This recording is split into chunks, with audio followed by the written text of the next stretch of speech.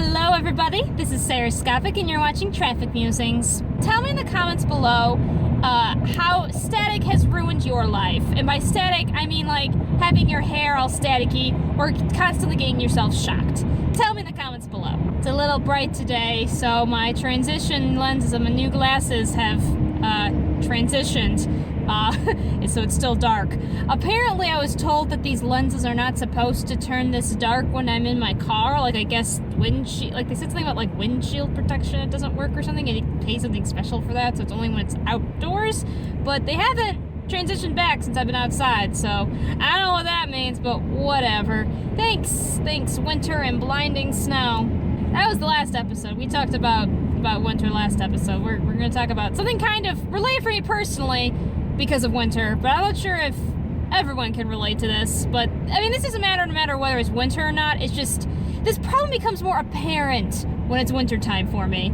I'm not making much sense, so why don't I just get into what I'm actually trying to talk about. So over the weekend I was wearing my fuzzy pajamas, as you may have seen in Sarahscopic Peeps. I was about to say Scara. Anyway, Scopic Peeps, my first episode of that. You should go check it out if you haven't already. I wore fuzzy pajamas because it's cold and I want to be fuzzy and warm. Now, the problem with fuzzy things is, as probably some of you have encountered with this problem, static electricity is not your friend. And I can't tell you how many times I shocked myself trying to turn on lights. But as I went through my apartment that weekend, because of my fuzzy pajamas and fuzzy slippers, it was so irritating. Now, static is an issue that I have known for years, to the point that I am shocked that I am still yet to be a superhero from it. But alas and alack, no, not a superhero.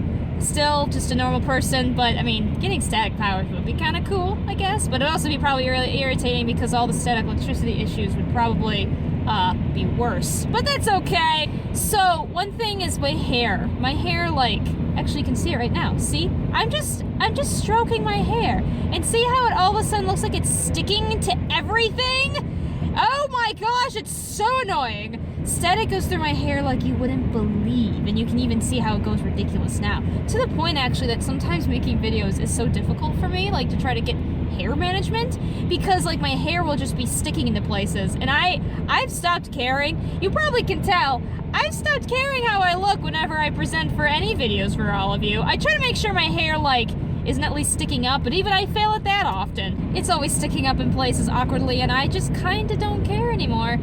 And I've always had this problem. When I was younger in elementary school, people would think I had like some like special power, because quite honestly, my hair would stick to anything. Anything you could possibly get static electricity from, it would stick to it. Plastic chairs were always my enemy in elementary school. Actually, no, not just plastic chairs. I'm talking about those plastic chairs with the metal legs. You know what I'm talking about? It's a hard plastic that the actual seat is made out of, but it has the metal legs and the metal bolts. Those were the worst things in existence for me as a kid, because what would happen all the time is I would sit down, I would, lean back in the chair, my hair would get static and would stick to the chair, and either one of two things would happen, or both. Either A, my hair would get stuck in the metal knobs that were in the back of my chair, and it would get twisted in it, and so because it was sticking to it, and so it would get all twisted in it, and so I'd have to like rip my hair out to get it out, or I would get up and I would shock myself because of the metal legs. Who designed these chairs? Who did? Worst design ever. Do not stick plastic chairs with metal legs. It's the worst. Why would you do that? So I had a lot of people in elementary school who I think they also had like staticky hair and stuff like that, but not as quickly as mine would get staticky. And so, because quite honestly, I would just lean back and it'd be done. And it would be like a cool thing to like show off to people, because I could lean back. I would shuffle a little bit, but always I would just lean back and then go forward a little bit, and my hair would just whoop stick to the back of the chair. And people thought that was just the coolest thing ever, because it's like, oh my goodness, why does it do that, blah blah, static electricity. We'd all learn about it, and we all understood, and people could relate. But man, when I say my hair will stick to anything thanks to static, I mean anything. And I'm talking things like, oh, I don't know, brick walls. I'm not exaggerating. Go against a brick wall, I only would have to shuffle a little bit, and all of a sudden, whoop, static, sticks to the brick wall. It's both magical and terrifying at the same time. Balloons. Oh my goodness, balloons were the worst. We would always have to do, that static electricity project where they would teach us about how static worked, and every time it's like, oh, let's blow up a balloon. Because balloons and latex, easy way to get your hair sticking to it and develop static. And people thought it was great. The problem is that most people, you gotta shuffle a little bit to get it working. Not so with me. And everybody would want to do it to my hair because also my hair was pretty long at the time. So my hair, I think I talked about my hair before. It took a while for me to grow out my hair, but when I started growing out my hair, I kind of kept it growing, and so it got pretty long. And so it would always look and also, I forgot to mention, my hair is very straight, as you can tell, dead straight. So it always looked very fascinating to have it stick to things because there's just spider webs, just sticking to the things. And oh man, did people love it. And everybody always had to comment, for example, with my hair sticking to things, because it would just happen and I wouldn't even think about it. So I'm sitting down for lunch and I'm eating and someone has to point it out, which it wasn't a big deal, but it was after the 20th time, you're I know, this is my hair. I deal with this every day. I am well aware that it likes to stick to just about anything, especially plastic and latex. Oh, does it love that stuff. The only thing that was kind of disappointing is one of my science classes, the teacher brought in those static balls. It basically just generates static electricity, you can touch it. And we all felt my hair would go flying, but it didn't go flying that much when I went up to the front of the room, because everyone knew I had static powers at this point. So we all thought it would react. And it reacted, but not as ridiculous as we expected. To be fair, my hair was pretty long at this point because it was middle school. So probably just the weight of the hair prevented that. I'm wondering if that's actually the real reason why I grow out my hair. And I will explain why because of another anecdotal story when Sarahscopic was a baby. It was a little tiny baby. So not a lot of people know this. The only people who know this are you'd have to know me since I was a baby and be an old family friend. But when I was little, I developed a nickname of Spike. And Spike has always been, to me, I've always taken that upon myself as kind of just a nickname for myself. I don't talk about it often with people.